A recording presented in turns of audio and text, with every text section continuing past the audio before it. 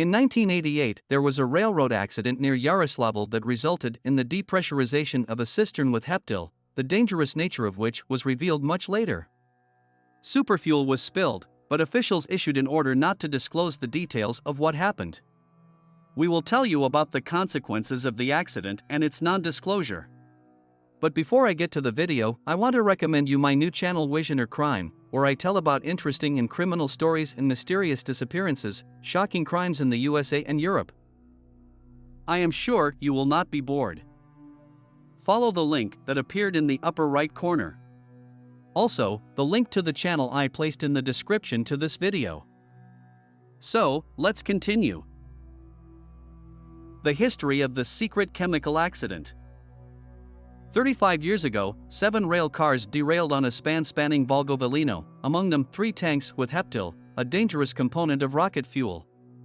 One of the tank cars had a depressurized hatch as a result of the impact. This resulted in hazardous content leaking to the ground and creating a nidus of chemical damage. Experts found that 740 liters of heptyl had been spilled, which could have reached the Volga and caused disastrous consequences. Heptyl, asymmetrical dimethylhydrazine, has strong toxic and mutagenic effect. For reference, heptyl is a chemical substance, a component of rocket fuel. It is a colorless or slightly yellowish transparent liquid with an unpleasant smell reminiscent of spoiled fish, sprats, and ammonia. Easily ignited by sparks and flames, as well as by acids and oxidizing agents on spilled surfaces. Heptyl vapors form explosive mixtures with air. Containers can explode when heated. Highly toxic substance. For example, its carcinogenic properties have been used in studies to produce colorectal carcinoma, a type of malignant tumor, in rats. In humans, it can irritate the mucous membranes of the eyes, respiratory tract and lungs, cause severe central nervous system agitation, gastrointestinal upset, nausea, vomiting, and in high concentrations can lead to loss of consciousness, reproductive disorders and congenital malformations. It is capable of being ignited by oxidizing agents containing nitrogen tetroxide. Mixtures of vapors of this substance with air are explosive. That is why a person should not inhale heptyl vapor. It can cause vomiting, damage to the nervous system, irritation of the respiratory tract and mucous membranes of the eyes, chest pain, and loss of consciousness. Sergei Korolev once argued with Valentin Glushko, researching a new rocket fuel component. Experts were discussing what was more important, energy efficiency or environmental friendliness. The Soviet scientist and designer of rocket and space systems called heptyl dam poison.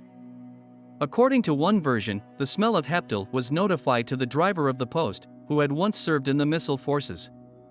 As he drove past the railroad bridge, he noticed overturned railroad cars. There was a distinctive smell of spoiled fish in the air. The intuitive driver realized there had been a spill of a hazardous substance and immediately reported the incident to the police department. There were military officers on the scene who were controlling the transportation of the dangerous cargo. The fire broke out because the Teplushka car had overturned. Just a few meters away there was a cistern with flammable heptyl. The situation was escalating and becoming dangerous. The military managed to contain the fire in place.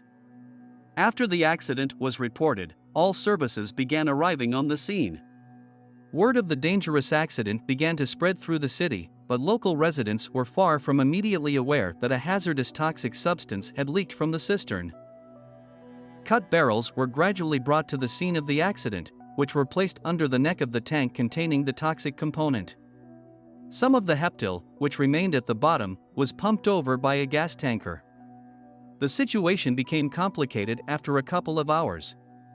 Despite prompt actions to eliminate the accident, a large amount of rocket fuel was absorbed into the soil. There was also a sudden change in wind direction, and hazardous components began to fly toward the residential area. Local emergency services began evacuating people from homes within an accessible radius. At businesses that were close to the disaster site, workers were told to use respirators. It was like people were dying on purpose. Hours later, an intensive care team was called to the scene. The medics were warned that 2 military personnel accompanying the dangerous cargo were dying. The medical specialists who arrived immediately upon arrival noted the bitterness present in the air. The servicemen, who had been affected by the toxic substance, were in a serious condition. The medics tried to find out what vapors of what component the soldiers had been poisoned by, but no information was given, because there was an order not to disclose details of what had happened. The doctors determined from the symptoms that the soldiers had been poisoned by a powerful poison. Some of the medics remained at the scene, while the rest went to the hospital. The medics could stay in gas masks for no more than 20 minutes. As a result of the lack of safety, many of the medics had fever, chills, vomiting, and other symptoms typical of chemical poisoning by nightfall. Only months later did they learn that Heptil had been spilled at the scene of the disaster. The poisoning with rocket toxic fuel did not go unnoticed. Some began to lose teeth, others were diagnosed with pneumonia, liver and blood diseases appeared. Remedying the aftermath. The overturned cars were subsequently transported to the railway station. During the elimination of the disaster, specialists encountered many difficulties, as there was no special equipment. The problem arose due to the lack of a spark-safe tool for tightening the tank hatch. The contaminated soil was removed 2 days later. The rocket fuel had leaked to a depth of up to 5 meters.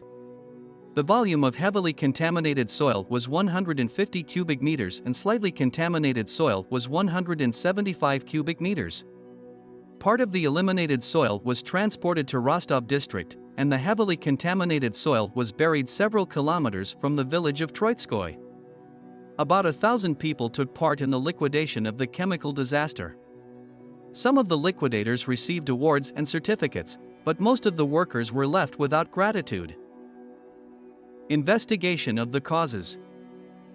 During the investigation of the accident causes, the official version was put forward: the train went off the rails because of the detached wagon buffer, which fell under the wheels. This buffer was found at the crash site, as recalled by the investigator for particularly important cases. A carriage wheel set with traces of deformation was also found and later sent for storage to one of the railway transport departments. Experts had to study the damage of the wheel set and make impressions. After that, it was necessary to confirm or refute the offered version about the reasons of the accident. According to unspecified data, the damaged wheel set was sent to Vorkuta. The investigator in charge of the investigation contacted the Vorkuta Ministry of Internal Affairs to find out where the physical evidence was located. Inexplicably, the wheel set sent for examination turned out to be repaired, but there were no signs of an accident. This hints at a cover-up of the evidence. Doesn't this mean that high-ranking officials may have interfered in the investigation? Only from which side? From the military or those in charge of infrastructure? Or maybe a different side had a hand in the case? In the end, the case was closed for lack of evidence of a crime in the summer of 1988.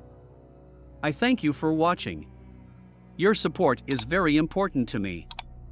Your comments and thumbs up motivate me to release new videos on interesting topics.